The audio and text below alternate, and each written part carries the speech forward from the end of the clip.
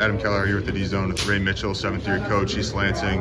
Picked up the big win in the semifinal against Orchard Lake. You know, what was working for you guys? I know things were a little slow out the gate, and then you guys were really locked in defensively the whole game. You know, what was working for you guys? Like you said, defense, man. We went on defense today. Our offense was a little stagnant. Orchard Lake's a great team. They're a great defensive team, so they weren't allowing us to get into a flow, but we just had to keep working defensively and let that transfer to the offensive end.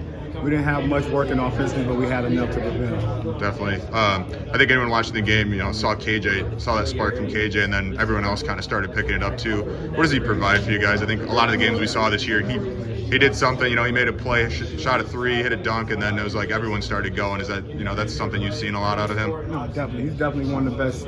I think he's the best junior in the state. He has that spurt ability, man. He gets going and he scores in bunches. And really, he's always on attack mode. Like, he's trying to get downhill. He has an incredible Euro step, and we look for him to get going every game. Like, he sparks us. He gives us that energy. And like I said, once he gets one, we're trying to get him two. We're trying to get him three. We just keep feeding him. He's a beast. We feed the beast. Yeah. And let the beast go and handle his business, and that's what he does. That makes sense. Got to talk about Kingston Thomas, too. I mean, sophomore, things were slow in the first half for him, and then all of a sudden, you know, fourth quarter came around, and, you know, your sophomore stepped up. What did that mean for a guy like that to make plays like that? It was great. You know, he was getting bumped around there in the first half, getting a little frustrated. Had to understand this is a state championship game. They're going to let you play a little bit. So once he relaxed and calmed down, he just took what the defense gave him, you know.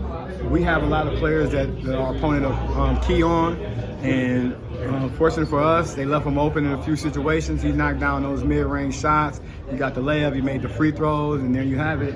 A new star is rising. Yeah, and we saw him go down in the district, and he was out for I think both games in the regional, and you know, he was in a boot. We weren't sure if he was coming back. You know, a lot of other guys stepped up, but obviously you got to be happy to have him back. And then looking forward to Saturday. Yeah, I didn't know what we were gonna have, what we were gonna be able to get out of him. He was practicing. He was looking real tentative and moving around gingerly. And I said, when I see him dunk, I know he's back, right? So all through practice, I didn't tell him to dunk or anything. I didn't even want him to dunk. I didn't want to test it. But when we played Huron and he got his dunks, I said, oh, he's back. He told me he was 90, but I didn't believe him. And 90% healthy. I didn't believe him at the time, but now I believe him. For sure. Congrats on the big win tonight. Good luck tomorrow in the state championship. Thank you.